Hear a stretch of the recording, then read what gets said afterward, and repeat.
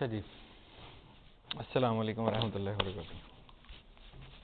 कल मैंने आपको असाइन किया था कि इस एग्जाम्पल 10 के लेजर और ट्रायल आपने बनाने हैं, जर्नल क्योंकि इससे पहले आप बना चुके हैं।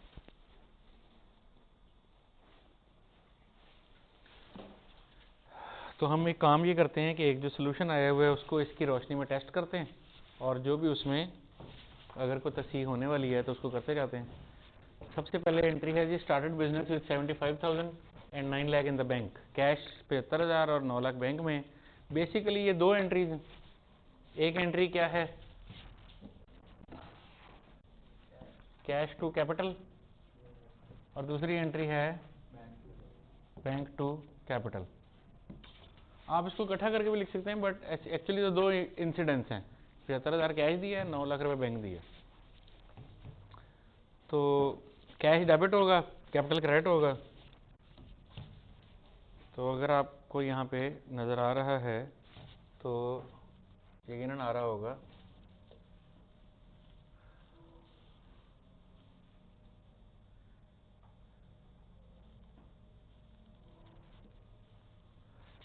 तो यहाँ पे ये कैपिटल कैश डेबिट हुआ है 75,000 से, 75,000 से, और ये बैंक डेबिट हुआ है कितने से? हाँ जी, ये बैंक डेबिट कितने से हुआ है? हाँ जी, ये, ये वो नहीं है। नहीं यार, अभी भी मैंने पढ़ी है आपके सामने। Started business 75,000 cash and 9 lakh in the bank. तो कैश डेबिट हुआ है 75,000 से, तो कैश डेबिट हुआ है 75,000 से, और बैंक डेबिट हुआ है 9 लाख से। इस कैश के आगे भी, इस 75,000 के आगे भी कैपिटल आ गया, और इसके आगे भी कैपिटल आ गया। और अब हम जाएंगे कैपिटल अकाउंट में। तो कैपिटल अकाउंट में अगर हम यहाँ आके देखें तो कैपिटल क्रेडिट हो गया 9,75,000 से, और उसके आगे क्या लिखा है? फैक्चुअली ये बात गलत है, क्योंकि 9,75,000 कैश से नहीं आया। तो लिहाजा मैं यहाँ भी उसको तोड़ के लिखूंगा। मैं क्या करूंगा, मैं यहाँ लिखूंगा कैश 75,000, बैंक 9 लाख। है तो 975 ही, लेकिन लिखूंगा उसको स्प्लिट करके, क्योंकि 75,000 कैश के जरिए आया है कैपिटल में, और 9 लाख रुपया बैंक के जरिए आया है कैपिटल में। तो हम उसको तोड़ के लिखेंगे। उसके बाद दूसरी एंट्री है, received a loan of 2 lakh from KLM bank by cheque. तो इसकी एंट्री बनी है bank debit KLM bank loan credit. कितने से? 2 लाख से। तो बैंक डेबिट होगा, केएलएम बैंक लोन क्रेडिट होगा। तो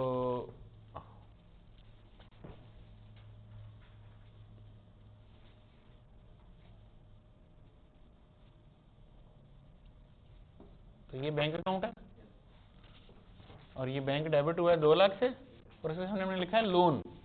हम क्या लिखेंगे इसकी जगह पे? KLM bank loan. इसी तरह एक बैंक लोन का अकाउंट भी बना होगा,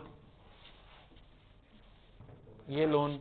इसका टाइटल हम लिखेंगे केएलएम बैंक लोन,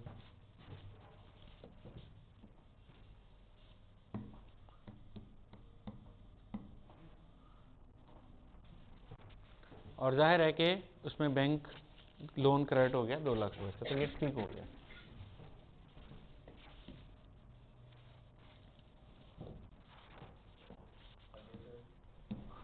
तो ये भी ठीक हो गया, और ये भी ठीक हो गया, ये भी ठीक हो गया। मैं टिक कर दूं ताकि बाद में भूल ना जाए कि कौन सी चीज रह गई है। ये भी ठीक हो गया, और ये भी ठीक हो गया। ओके। उसके बाद bought a computer for cash 30,000। Computer debit cash credit 30,000 से।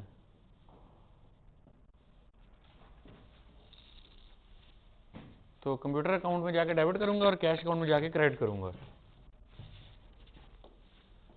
तो ये कैश अकाउंट है, इसमें जाके मैंने क्रेडिट कर दिया 30,000 से कंप्यूटर, और अब कंप्यूटर अकाउंट में जाऊंगा,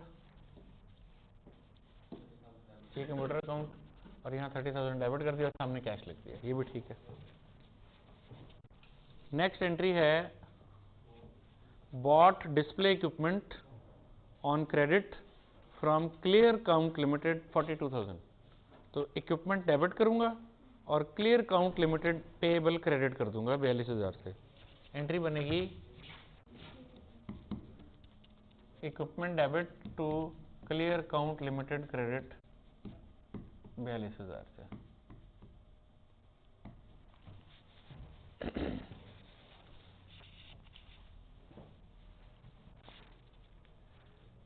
इक्विपमेंट किधर है, ये इक्विपमेंट आ गया। तो इक्विपमेंट को हमने डेबिट कर दिया 42,000 से, और ये पेएबल, इस पेएबल का मैं टाइटल पूरा लिखूंगा, क्लियर काउंट लिमिटेड पेएबल। उसका नया अकाउंट खुलेगा, हर पेएबल का एक अपनी शनाख्त होगी, क्योंकि अगर मैं उनकी शनाख्त अलग अलग नहीं रखूंगा तो बाद में ये कैसे जानूंगा कि किसके कितने पैसे देने हैं। अब मुझे क्लियर काउंट के कितने पैसे देने हैं ये क्लियर काउंट का लेजर बता देगा, और किसी और के कितने पैसे देने हैं ये उसका लेजर बता देगा।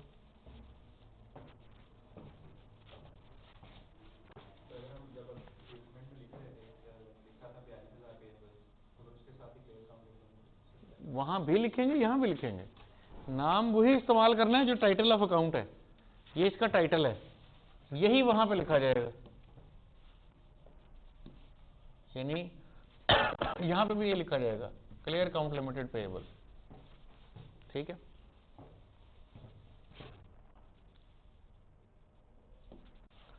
ओके।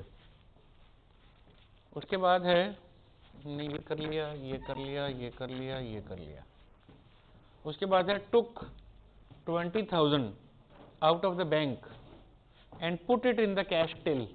टिल समझते हैं, गल्ला जिसमें पैसे रखते हैं ना, दुकान वाले वो गला नहीं होता जिसमें उसने पैसे रखे होते हैं। टिल मतलब the box in which you keep the money. सादा लफ्ज में कहता है कि बैंक से पैसे निकाल के जेब में रख लिए, गले में रख लिए। तो असल में बैंक में पैसे घट गए हैं और कैश में पैसे बढ़ गए हैं, तो कैश डेबिट, बैंक क्रेडिट।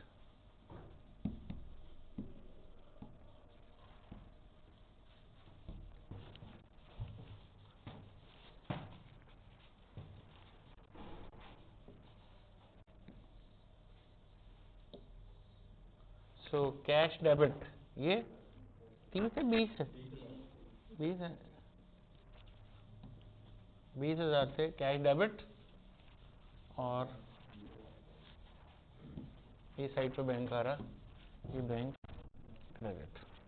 ठीक है, उसके बाद repaid part of the KLM bank loan by cheque 50,000। Loan आपने 50,000 वापस कर दिए, तो लोन डेबिट और बैंक क्रेडिट, यानी लोन लायबिलिटी खत्म हो रही है तो वो डेबिट हो गया, और बैंक से पेमेंट हुई है तो बैंक क्रेडिट हो गया। तो लोन डेबिट 50,000 से, और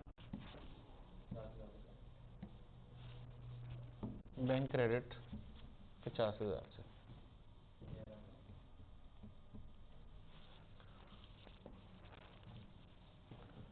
उसके बाद paid amount owing to clear count limited 42,000। वो जो सीसीएल के हमने पैसे देने थे उन्हें दे दिए।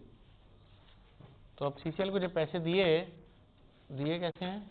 Through cheque, through cheque, bank से दिए पैसे। तो सीसीएल पेएबल डेबिट और बैंक क्रेडिट, ये आ गया। सीसीएल पेएबल डेबिट और बैंक क्रेडिट। ये पहले की एंट्री थी, टिक नहीं हुई थी, वो भी ओके। उसके बाद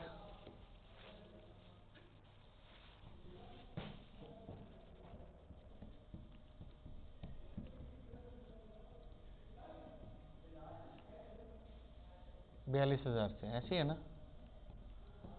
42 के आपको मालूम है 1000 के लिए इस्तेमाल होता है। चलो ओके।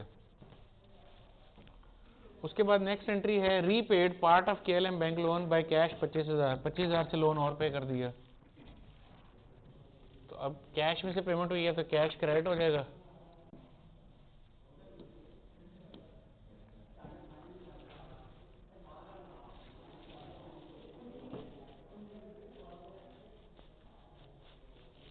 किधर हुई है ये 25,000 की पेमेंट?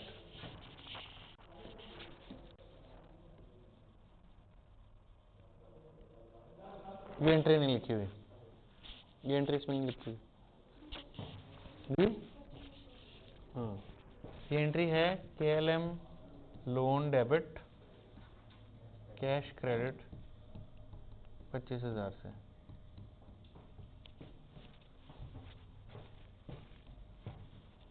तो KLM लोन डेबिट हो जाएगा 25,000 से कैश, और कैश क्रेडिट हो जाएगा।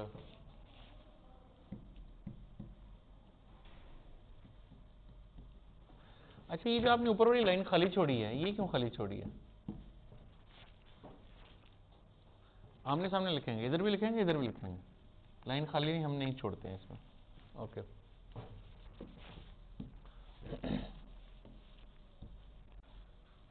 ये भी हो गई। सो हमने KLM में कैश क्रेडिट कर दिया और KLM को डेबिट कर दिया। उसके बाद इधर लेफ्ट वाले की डेट अलग आ रही होगी, इसकी डेट अलग आ रही होगी। टी अकाउंट की डेट आती है किस तरह? ये देखें, ये आपने टी अकाउंट बनाया,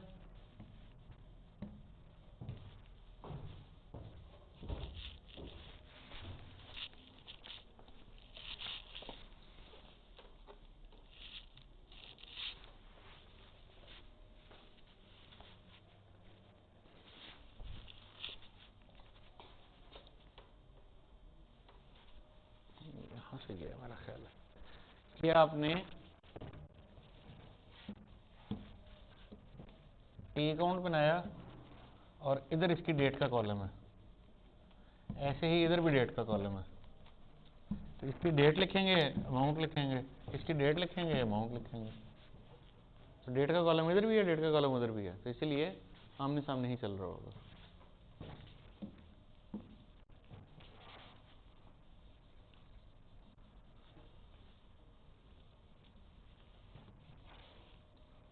ओके, हम अब तक ये एंट्रीज कर चुके हैं। अब ये bought a printer on credit from image traders for 20,000। तो इसकी एंट्री क्या बनी? इसकी एंट्री बनी printer debit to image traders payable credit 20,000 से।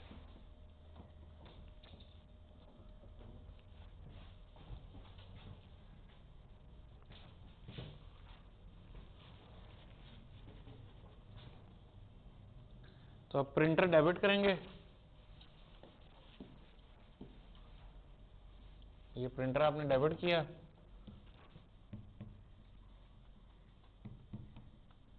और इमेज ट्रेडर के नाम से, तो इमेज ट्रेडर की एंट्री इमेज ट्रेडर के अलग से अकाउंट में डालेंगे। तो एक नया पेएबल बनाएंगे। नो, हर एक का अपना अपना नाम है। तो एक यहां मैं एक पेएबल बना देता हूं, इमेज ट्रेडर पेएबल 20,000 प्रिंटर। तो ये इस पेएबल में ये यहां नहीं आएगा, ठीक है। और प्रिंटर में डेबिट हो गया, उधर क्रेडिट हो गया।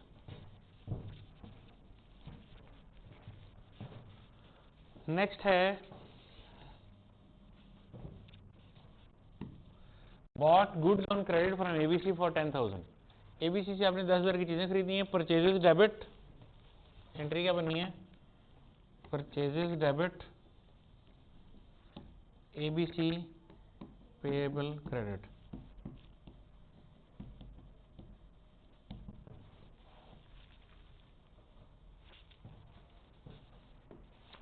तो परचेजेस, ये परचेजेस आ गई,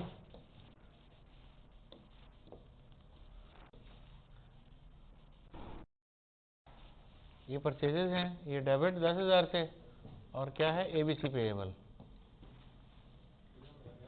और ABC पेएबल का लेजर बनाएंगे, जो कि आपने नहीं बनाया होगा तो वो बनाएंगे।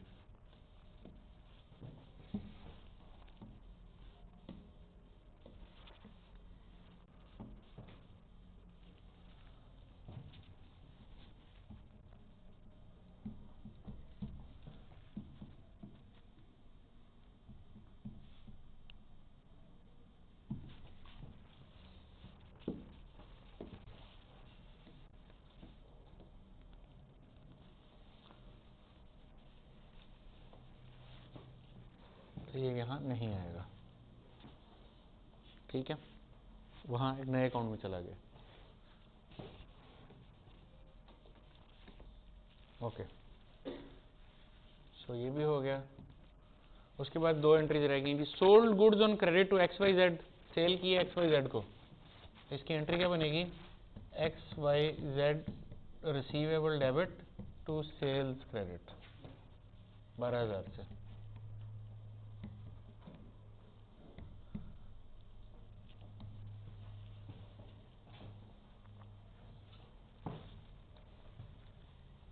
तो एक तो ये सेल्स आपने क्रेडिट कर दी 12,000 से, और XYZ रिसीवेबल के नाम से उसको डेबिट कर दिया 12,000 से, बिल्कुल ठीक है, ब्रैकेट नहीं लगाने की जरूरत, ब्रैकेट नहीं लगानी होती। ओके, और लास्ट एंट्री है owner took cash from bank 7,000 for personal use, इसकी एंट्री क्या बनेगी, drawings to cash.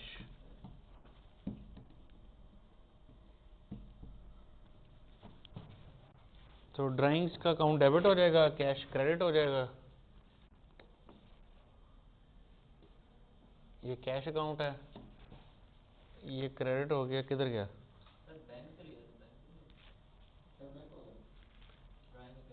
From bank, okay बिल्कुल ठीक है, बैंक से हुआ तो बैंक होगा।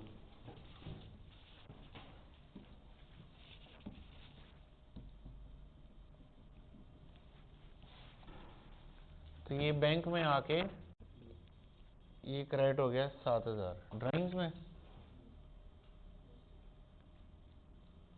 और ड्राइंग का नया अकाउंट बना होगा जी, ये ऊपर बना हुआ है। तो ये ड्राइंग अकाउंट में आके आपने डेबिट कर दिया 7,000 से। जी एंट्रीज मुकम्मल हो गई हैं, अब हम इनकी बैलेंसिंग करते हैं। तो आपने किया टोटल इधर लिखा, और ऐसे टोटल लगाया, इस तरह टोटल इधर लिखा और ऐसे टोटल लगाया, 7,000 इधर है,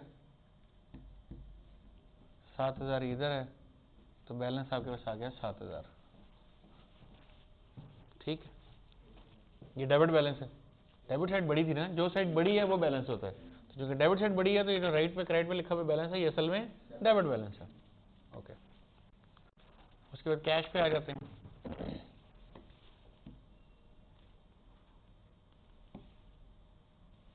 ये कैश अकाउंट आ गया, 75,000 से कैपिटल डेबिट, 75,000 से डेबिट है, 20,000 से डेबिट है, फिर 30,000 से क्रेडिट, 30 है कि 20 है, एक कंप्यूटर 30,000 से क्रेडिट है, फिर 25,000 से क्रेडिट है। तो हम क्या करेंगे, अगेन टोटल लगाएंगे, 95,000 ठीक है, 95,000, और इसमें से 30 और 25 निकाल देंगे तो 40,000 का बैलेंस आ जाएगा। अगेन ये भी डेबिट बैलेंस है, डेबिट साइड बड़ी थी तो ये जो क्रेडिट पे लिखा हुआ है ये असल में डेबिट बैलेंस है। बैंक बैलेंस आ गया, बैंक डेबिट है 9 लाख से, फिर डेबिट है 2 लाख से, फिर क्रेडिट है 20,000 से, 50,000 से, 42,000 से पेबल जो पेमेंट हुई थी, और 7,000 से ड्राइंग हुई है। आपने टोटल लिखा 11 लाख, बिल्कुल ठीक है, और इधर टोटल लिखा 11 लाख, बिल्कुल ठीक है। 11 लाख में से 20,000 निकाल दिया, 50,000 निकाल दिया, 42,000 निकाल दिया, 7,000 निकाल दिया जी।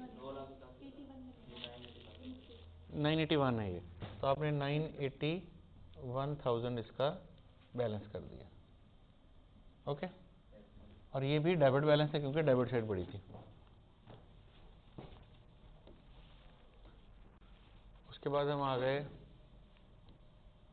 कैपिटल अकाउंट पर। कैपिटल अकाउंट क्रेडिट हुआ 75,000 से, क्रेडिट हुआ 9 लाख से, बस। तो 975 ही टोटल है और 975 ही बैलेंस है, और ये डेबिट, ये क्रेडिट बैलेंस है क्योंकि क्रेडिट साइड बड़ी थी। इसी तरह ये लोन अकाउंट आ गया। लोन क्रेडिट हुआ 2 लाख से, डेबिट हुआ 75 से, फिर डेबिट हुआ 25 से।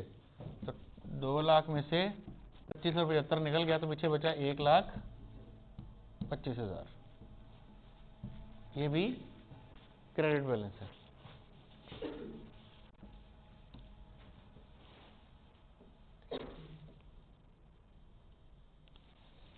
कंप्यूटर 30,000 का डेबिट है, 30,000 ही क्रेडिट, बैलेंस भी 30,000 है, ये डेबिट बैलेंस है। फिर CCL डिस्प्ले इक्विपमेंट 42,000 से डेबिट है और कुछ नहीं है, तो 42,000 ही बैलेंस है, बिल्कुल ठीक है। फिर CCL का पेएबल है, 42,000 से क्रेडिट है, 42,000 से डेबिट है, टोटल हुआ 42,000, टोटल हुआ 42,000, और बैलेंस कितना है? बैलेंस नील है क्योंकि 42 ही डेबिट है, 42 ही क्रेडिट है, तो 0 हो गया, यानी हमने CCL के कोई पैसे नहीं देने। ऐसे CCL का अकाउंट मुझे बता रहा है कि CCL के कोई पैसे नहीं देने। अगर मैं मल्टीपल लोगों को एक ही अकाउंट में डाल देता तो मुझे कैसे पता लगता कि CCL के कोई पैसे देने हैं कि नहीं देने? कैसे पता लगता? इस तरह ऐसे पता लगा कि CCL का हिसाब अलहदा बनाया, ABC का हिसाब अलहदा बनाया, इमेज का हिसाब अलहदा बनाया। अब मुझे हर एक का अलग अलग पता है कि इससे कितने पैसे लेने हैं, कितने पैसे देने हैं। ओके, प्रिंटर 20,000 से डेबिट है, टोटल हो गया और बैलेंस हो गया, ठीक है, डेबिट बैलेंस है। अच्छा, इमेज ट्रेडर ये 20,000 से क्रेडिट है, तो 20,000 दोनों तरफ आ गया और बैलेंस किधर आ गया? 20,000 से,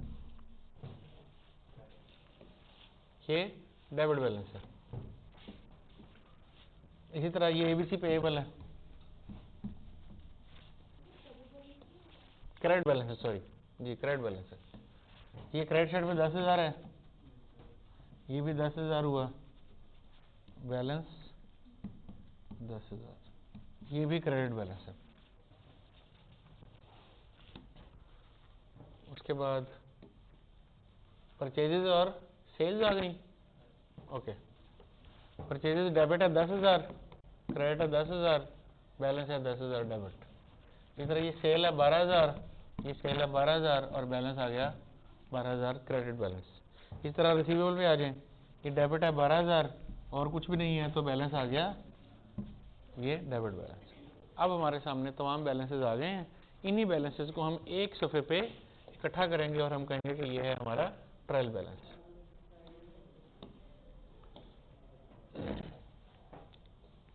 कैश का बैलेंस है 40,000, ये 40,000 डेबिट, और बैंक का बैलेंस है 9,81,000 डेबिट, तो 40 और 9,81 का डेबिट।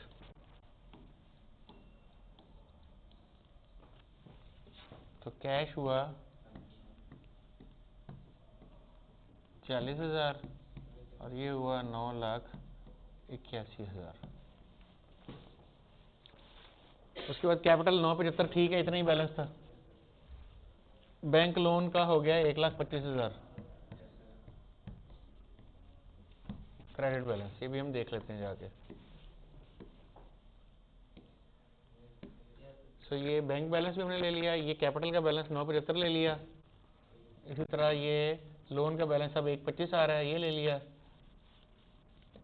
ये, और इसी तरह ये, और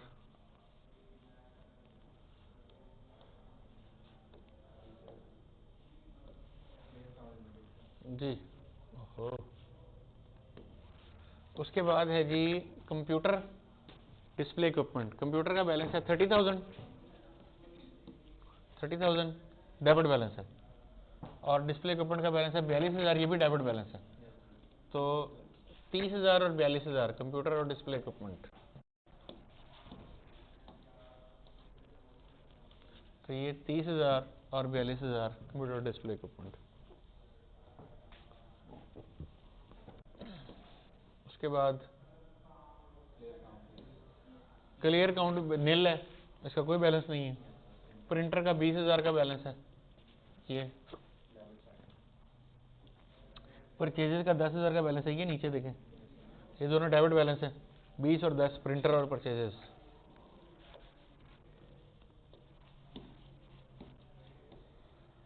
तो ये 20,000 और ये 10,000 आ गया। उसके बाद ये सेल्स है, इसका 12,000 का क्रेडिट बैलेंस है, और ये रिसीवेबल है, इसका 12,000 का डेबिट बैलेंस है। तो ये हमने दोनों ले लिए, और सेल्स 12,000 का क्रेडिट बैलेंस है और रिसीवेबल 12,000 का डेबिट बैलेंस है। ओके, और क्या बचा है? ये टॉप पे ड्राइंग्स का 7,000 का बैलेंस है, ये ले लेंगे।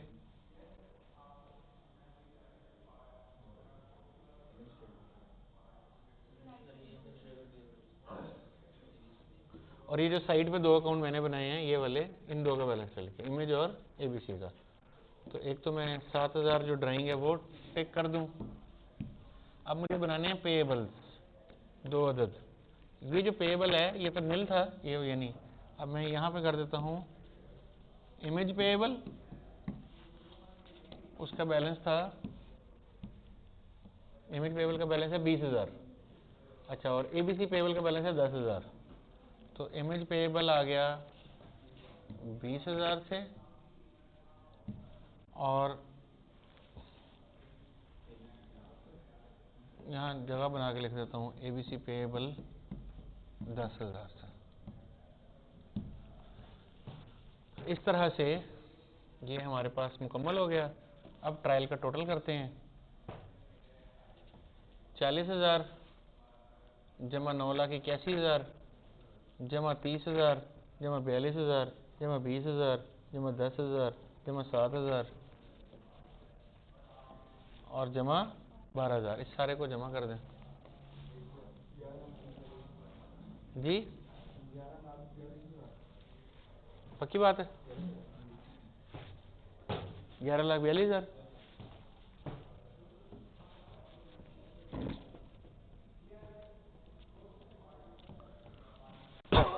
और इसी तरह इसको भी चेक कर लें। 9,75,000 का कैपिटल है, 1,25,000 का लोन है, 20,000 ये है, 10,000 ये है, 12,000 ये है,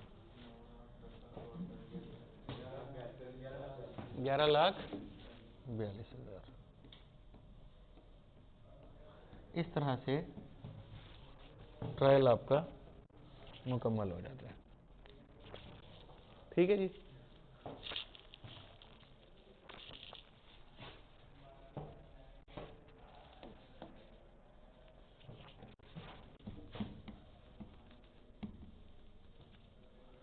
फॉर पिक्चर क्लैरिटी मैं ज़रा इसको साइड पे बनाने लगा हूँ।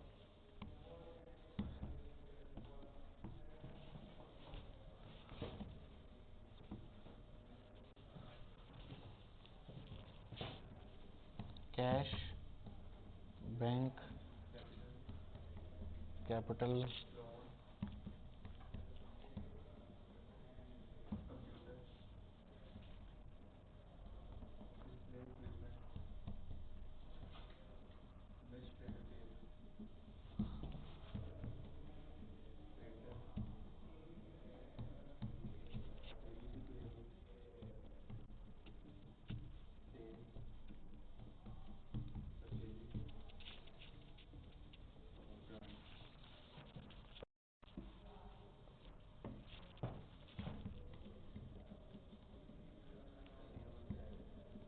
रिसीवेबल का नाम क्या है? XYZ।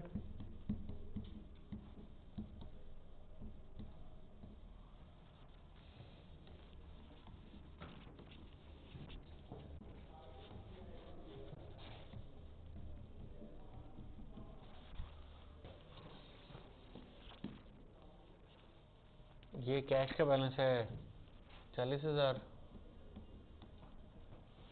ये बैंक का बैलेंस है 9,81,000,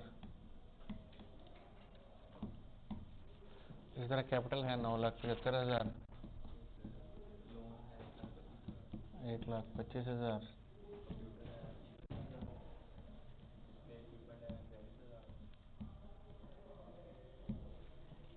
इमेज पेएबल है 20,000, प्रिंटर है 20,000, सेल्स है 12,000, परचेजेज हैं 10,000, ड्राइंग है 7,000 और रिसीवेबल है यार 12,000। सेल्स क्रेडिट है 12,000, रिसीवेबल का तो डेबिट बैलेंस है। ये देखें रिसीवेबल डेबिट पे आ रहा है 12,000। ये हमने क्या किया कि ट्रायल बैलेंस उठा के एक अलग जगह पे मैंने बनाया है जस्ट फॉर के ज़रा क्लैरिटी से पिक्चर सामने आ जाए।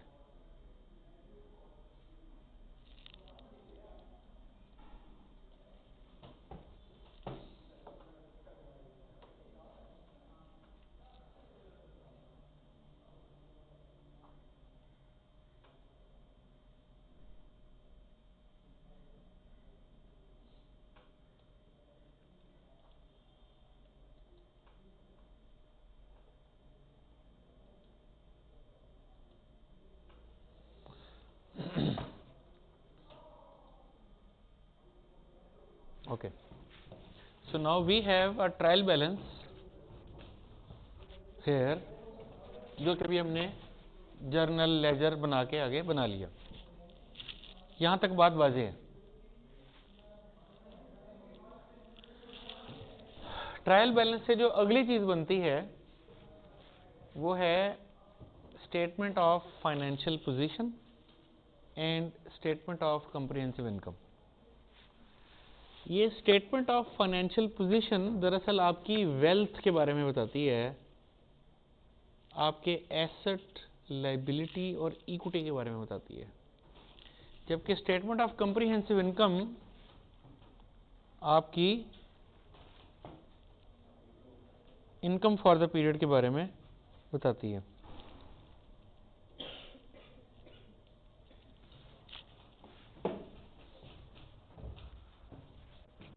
बहुत आसान, स्टेटमेंट ऑफ फाइनेंशियल पोजीशन,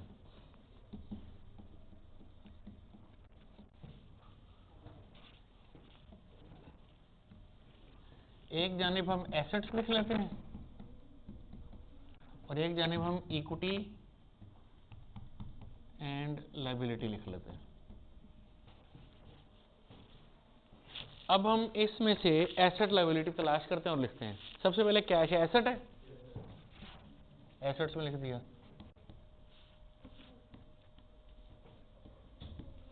उसके बाद बैंक भी एसेट है, लिख दिया। फिर कंप्यूटर एसेट है 30,000, लिख दिया। फिर इक्विपमेंट है 42,000 से,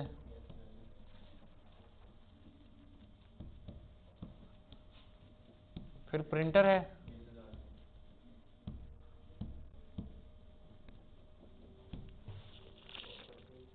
फिर रिसीवेबल 12,000 से, ये भी तो मेरा एसेट है ना। ये हमने सारे एसेट्स लिख दिए एसेट साइड पे। अब हम लायबिलिटीज लिखते हैं। ऊपर हम इक्विटी का सेक्शन बनाएंगे और नीचे हम लायबिलिटी का सेक्शन बनाएंगे।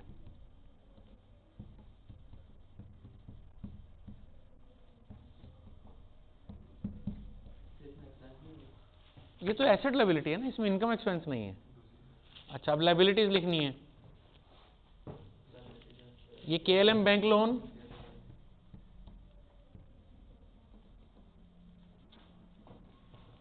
एक 1,25,000 ये लायबिलिटी है।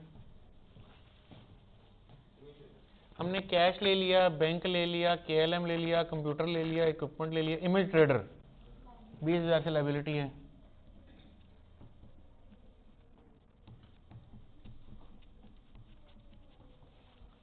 ये ले लिया। फिर प्रिंटर एसेट में ले लिया, ABC पेएबल लायबिलिटी है।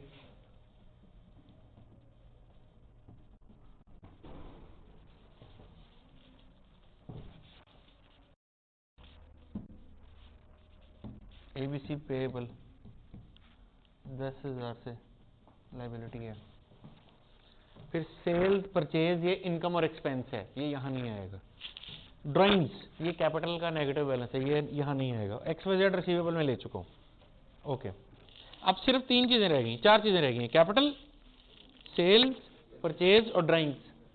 ये इक्विटी में आएगा कैपिटल, वो कितना है 9,75,000। इसमें से मैं लेस कर दूंगा ड्राइंग्स। ड्राइंग्स कितनी है 7,000 की।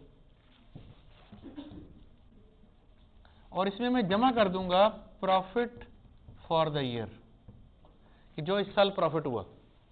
प्रॉफिट कैसे निकलेगा, इनकम और एक्सपेंसेस से। कैपिटल एंड ड्राइंग भी ले लिया। अब रह गया सेल और परचेज। इसके लिए मैं क्या करूंगा, इसके लिए मैं एक नई स्टेटमेंट बनाऊंगा जिसका नाम है स्टेटमेंट ऑफ कंप्रीहेंसिव इनकम।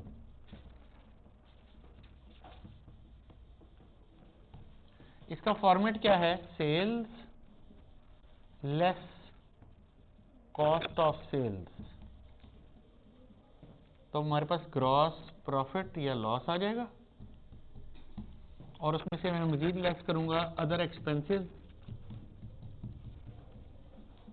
तो मेरे पास नेट प्रॉफिट या लॉस आ जाएगा।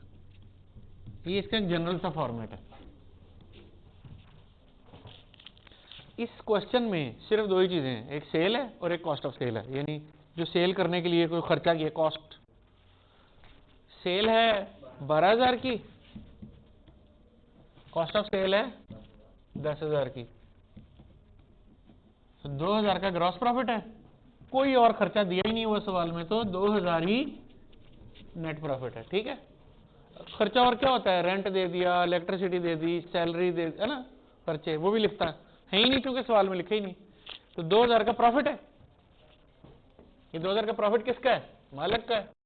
प्रॉफिट यहां आके 2,000 जमा कर दिया। अब मालिक ने 975 डाला था हाथ से, 7 निकाल लिया था वापस, तो 968 रह गया, और 2,000 का उसको मुनाफा हो गया था। उसके कितने पैसे हो गए, 9,70,000। तो ये उसकी इक्विटी हो गई 9,70,000। ले जी, इस तरह से ये पाया तकमील को पहुंचा। अब हम दोनों साइडों का टोटल कर देते हैं, जो कि बराबर होना चाहिए। एसेट साइड का टोटल करते हैं, 40,000 जमा 9,81,000 जमा 30,000 जमा 42,000 जमा 20,000 जमा 12,000।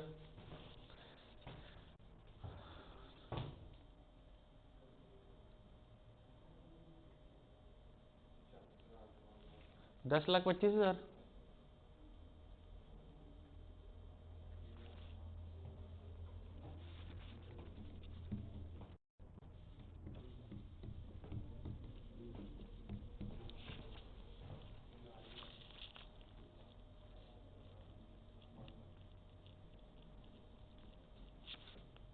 दस लाख की 11,25,000, 11,25,000। मैंने रिकैलकुलेट किया तो मुझे लगा 11,25,000। इसी तरह इधर भी कर लें, 11,25,000।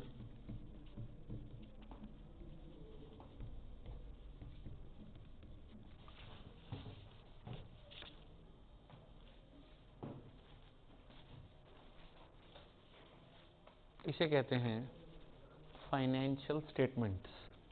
एक कंपनी जब अपनी फाइनेंशियल स्टेटमेंट्स बनाती है तो उसमें स्टेटमेंट ऑफ फाइनेंशियल पोजीशन भी बनाती है और स्टेटमेंट ऑफ कॉम्प्रिहेंसिव इनकम भी बनाती है।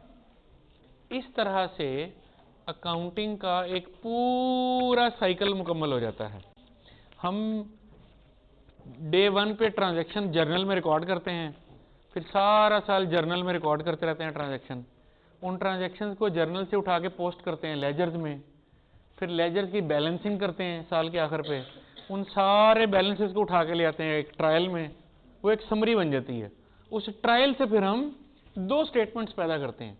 एक का नाम है स्टेटमेंट ऑफ फाइनेंशियल पोजीशन, ये मेरी फाइनेंशियल पोजीशन बता रही है, ये बता रही है कि मेरे पास 11,25,000 के एसेट्स हैं, उसमें से 9,70,000 मेरे अपने पैसों के हैं और बाकी लोगों के पैसे हैं।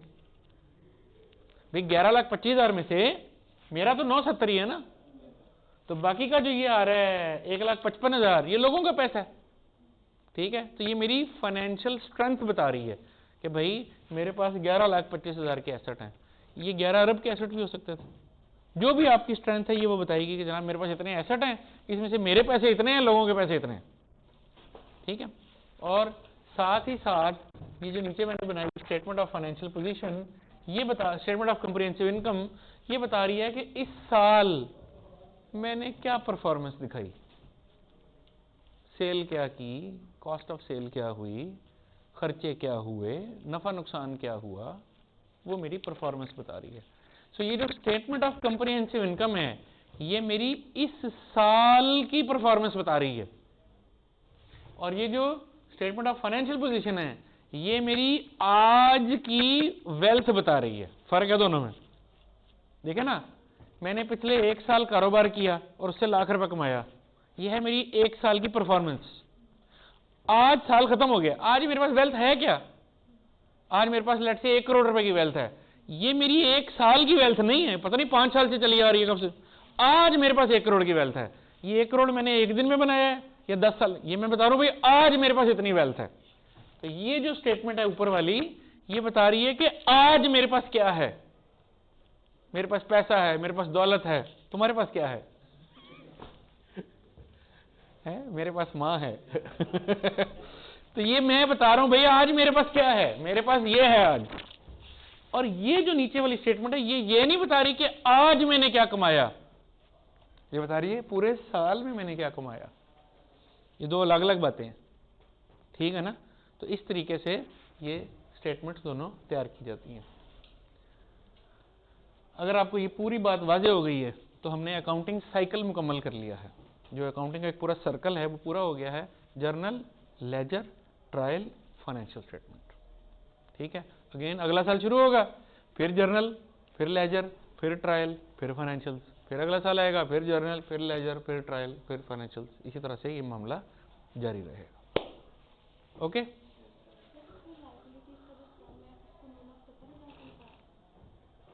नहीं ये देखो यहाँ टोटल कर लो, 1,25 जमा 20 जमा 10 1,55 और 9,70 हमारा। आप चाहें तो यहाँ टोटल कर दें, इस 1,55 का टोटल अलग लगा दें, तो यहाँ पे एक आ जाएगा टोटल लाइबिलिटीज, यहाँ नीचे आ जाएगा टोटल लाइबिलिटीज 1,55 और इक्विटी 9,70, दोनों को जमा किया तो 11,25, ऐसे बना लें।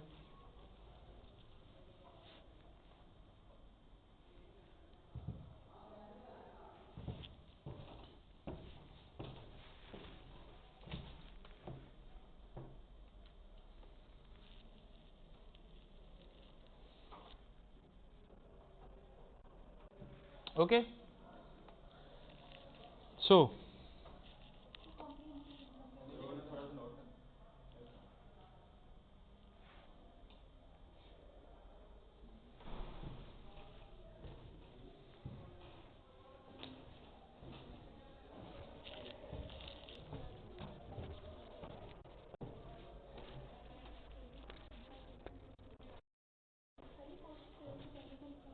लेस सेल में से लेस किया कॉस्ट ऑफ सेल, इन चीज बेचने के लिए खर्चा क्या किया, 10,000 की चीज खरीदी 12,000 की बेच दी, तो सेल है 12,000 और उस सेल को करने के लिए 10,000 की चीज खरीदी थी, that is cost of cell.